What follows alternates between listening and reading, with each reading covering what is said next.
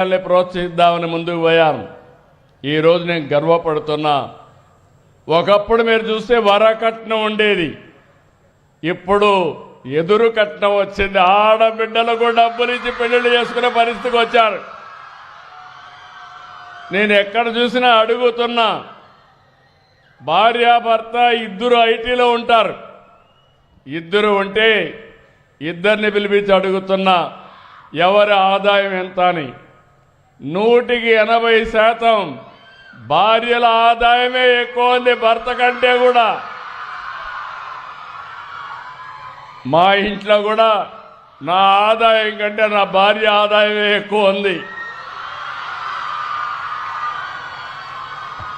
మా కొడుకు ఆదాయం కంటే మా కోడల ఆదాయమే ఎక్కువ ఉంది.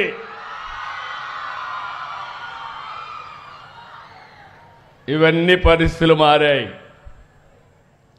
ఈరోజు మనందరం కూడా నేను మాట్లాడేది డిఫరెంట్ టెక్నాలజీస్ మాట్లాడుతున్నాం. ఈరోజు పిల్లలు మీరందరూ ఉన్నారు, మీరు రేపు గురించి ఆలోచిస్తారు, నేను ఎల్లుండి గురించి ఆలోచిస్తా.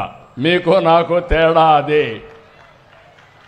నేను ఆలోచించేది రాబోయే 25 సంవత్సరాల్లో ఏం జరుగుతుందో ఇప్పుడే ఆలోచించి అది ఈరోజే ప్రారంభించడం నేను ఎప్పుడూ చేసే పని.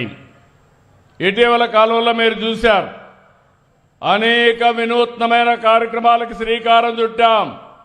ఈరోజు మీ అందరికీ చెప్తున్నా, రాసి పెట్టుకోండి.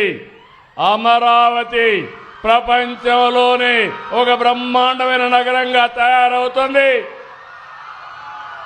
తెలుగు జాతి గర్వపడే విధంగా ప్రపంచం మెచ్చుకునే నగరం తయారవుతుంది. ఇంకో పక్కన మీరు చూస్తే ఈరోజు పట్టిసీమ ద్వారా నీళ్లు తీసుకొస్తే ఈ సంవత్సరం వర్షాలు పడకపోతే కృష్ణ ఏదైతే డెల్టా ఉందో దానికి ఈరోజు ఒక సంజీవనిగా పనిచేసే పరిస్థితికి వచ్చింది. నేను ఈ విషయాలు ఎందుకు చెప్తున్నానంటే, రాబోయే సంవత్సరం పోలవరం పూర్తి చేసి కృష్ణా నదికి తీసుకొచ్చి నదుల అనుసంధానానికి శ్రీకారం చుడతాం. ఇవన్నీ భవిష్యత్తు కోసం చేసే కార్యక్రమాలు. ఎవరి కోసం చేస్తున్నామంటే ప్రజల కోసం చేస్తున్నాం. కానీ ఈరోజు మీరు గుర్తుపెట్టుకోవాల్సింది, రాను రాను జనాభా తగ్గిపోతా ఉంది. చైనా ఒకప్పుడు ఒక చైల్డ్ నామ్ పెట్టారు. ఈరోజు ఫెర్టిలిటీ రేట్ 2.1 ఉంటే రీప్లేస్మెంట్ లెవెల్ ఉంటుంది. చైనాలో 1కి పడిపోయింది. సింగపూర్ 0.9 పడిపోయింది. జపాన్ ఇంకా ఎక్కువ పడిపోయే పరిస్థితికి వచ్చింది.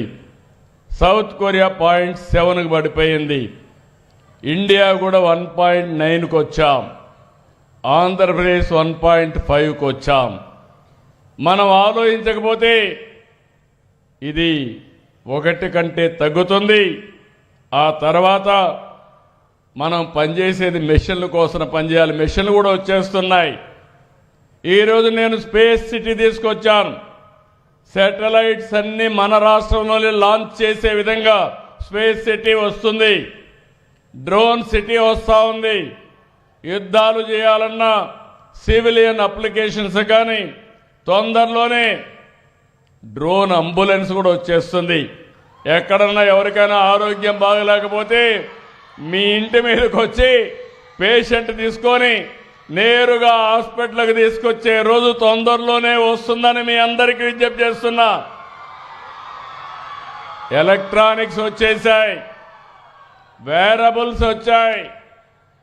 ఈరోజు మనం తినే తిండి ఎంత తినాలి, గ్లూకోజ్ లెవెల్ చూసుకొని తినే తిండి పరిస్థితికి వచ్చాం.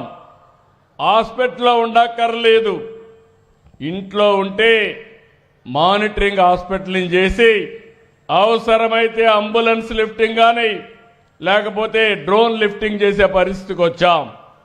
ఇలాంటివన్నీ వచ్చినప్పుడు మీరు గుర్తుపెట్టుకోవాల్సింది, ఒకప్పుడు కరెంటు ఉత్పత్తి చేసేవాళ్ళం, ఎప్పుడు వస్తుందో ఎప్పుడు పోతుందో తెలియదు. ఈరోజు మీ యొక్క ఇంటి పైన